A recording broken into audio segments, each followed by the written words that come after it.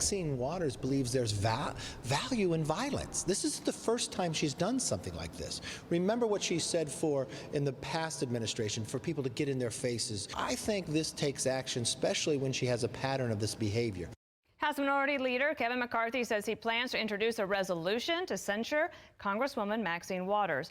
He accuses her of inciting violence after she called for protesters to get more confrontational if Derek Chauvin is acquitted in George Floyd's death. Let's bring in Texas Senator Ted Cruz, and Senator Nancy Pelosi was asked about this. Let's put it up on the screen for everyone.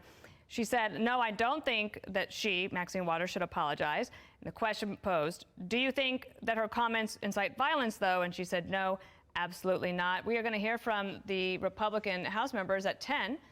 What do you expect them to do, and what would you advise the Democrats to do in this situation? Well, listen, I think that the House, of course, they should censure Maxine Waters. She does this over and over again. She was on the streets encouraging protesters in Minneapolis to engage in violence, to engage in riots. Listen, in Minneapolis and all across the country, shop owners, cities are preparing for violent riots, and there are Democrats like Maxine Waters who are encouraging. They want to see more stores looted. They want to see more police cars firebombed. They want to see the violence because they think it serves their political ends. And the dirty little secret is, as bad as Maxine Waters' comments were, they're not an outlier in the Democratic Party. You have Democrats encouraging this violence. For example, the last time we had riots all across the country, Kamala Harris raised money for the bail to bail out the violent protesters who were committing these acts of violence. And today's Democratic Party has decided that violence can benefit them politically. I think it's wrong. I think we should condemn violence from any political perspective, whether right wing, left wing, or no wings at all. Violence is never acceptable, and we ought to be keeping people safe. Sadly, that's not where the Democrats are. You need 2 or 3 votes from Democrats to get a censure if it comes to that. We'll see whether or not it does. Chad Pergram, our congressional correspondent, last night reporting that several Democrats are upset. No names given, but Democrats are beside themselves about Waters. That was his headline, especially after the judge called her out from the bench. We'll see where that goes. Another topic, the Green New Deal is going supersized, Senator. Here is the proposal now. Biden administration wants $40 billion.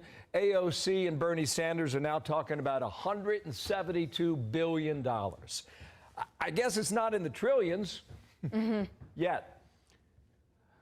Well, and look, that's just the public housing piece. So that's one piece of the Green New Deal. You look at the Biden infrastructure plan, and it is in the trillions. It's at $2.6 trillion. You've got AOC up on the screen. Her Green New Deal, the full Green New Deal, is $93 trillion. $93 trillion is $600,000 for every single household in America. I've got a suggestion for the Democrats. See if they can find 10 households willing to contribute $600,000, and the only caveat is their names can't be things like Zuckerberg or Gates. If they're not billionaires, I challenge them to find 10 households willing to do that. They can't. And so what they want to do instead is have the federal government put that debt burden and those taxes on everybody. I think this is a serious mistake. I think it is bad for the economy. I think it destroys jobs. And we're going to see, unfortunately, a lot more of it from Biden and Schumer and Pelosi. I was curious about how it affects people in your state that maybe work in the oil industry. These are people that, many oil companies are also trying at the same time to figure out a way to be innovative. I know that Exxon announced yesterday a big carbon capture innovation that they're trying to work on. There's some oil companies are willing to do a climate tax or carbon tax. In the meantime, you have workers who are actually trying to put food on the table with the jobs that we have today, not the jobs of 50 years from now. Well, Dana, you're right that if the objective is to clean the environment, everyone wants a cleaner environment. We all want cleaner air. We all want cleaner water. The best way to do that is innovation. Last year, the country that led the world in reducing carbon emissions was the United States of America, by far. And what the Biden administration is doing is they have this deep, deep antipathy to U.S. energy production. The United States is energy independent today. We're the leading producer of oil. We're the leading producer of natural gas. And the Biden administration wants to stop that.